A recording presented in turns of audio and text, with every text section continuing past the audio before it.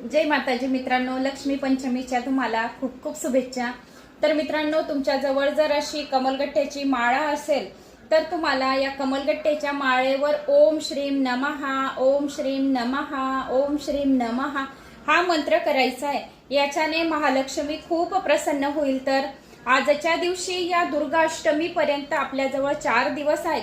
तर 4 दिवसात जर कोणाला पिरियड आली, काही कारणास्तव लक्ष्मीच्या सेवा झाल्या नाही तर टेन्शन घ्यायचं नाही। तर तुम्ही या 4 दिवसात केव्हाही ह्या सेवा करू शकतात। राहिलेल्या उपाय जे आर्थिक आपले लाभ होण्यासाठी, या स्थिर लक्ष्मी होण्यासाठी आपण केव्हाही या 4 दिवसात या सेवा करू शकता।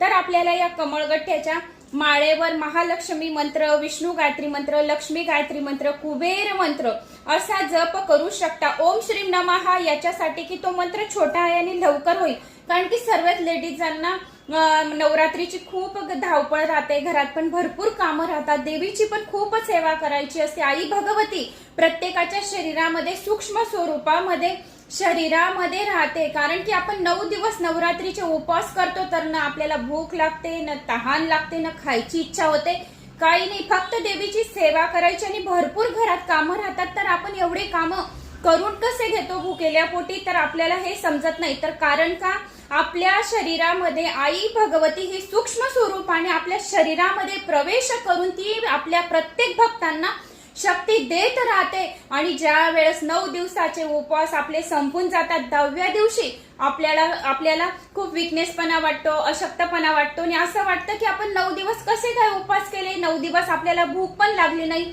तर आई अंबा भगवती, आई त्रिगुणात्मक देवी माता आपल्या शरीरात सूक्ष्म स्वरूपात विराजमान राहून आपल्याला न भूक लागू देत, न तहान लागू देत आणि भरपूर कामं आपण करून घेतो। आई भगवतीची पण भरपूर सेवा आपण करून घेतो। तर आपल्याला आजच्या दिवशी या 4 दिवसात नाही तर या कमलगट्ट्याच्या माळेचा खूप महत्व आहे। ज्यांच्याकडे नसणार त्यांनी रुद्राक्षाच्या माळेवर केला तरी पण चालेल। तुळशीची माळा असेल तर विष्णूचा मंत्र करा, रामाचा, कृष्णाचा मंत्र करा।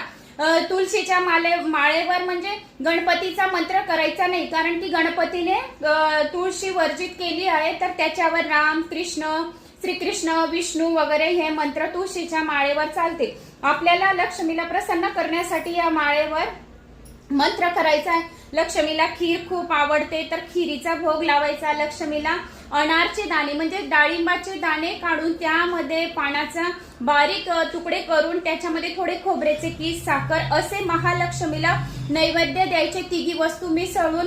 तर याच्याने महालक्ष्मी खूप प्रसन्न होते। एक लांबवातीचा दिवा लावायचा तुपाचा आणि त्यामध्ये 1 रुपयाचा सिक्का, 5 रुपयाचा सिक्का टाकून तो सिक्का बरकतीमध्ये ठेवा।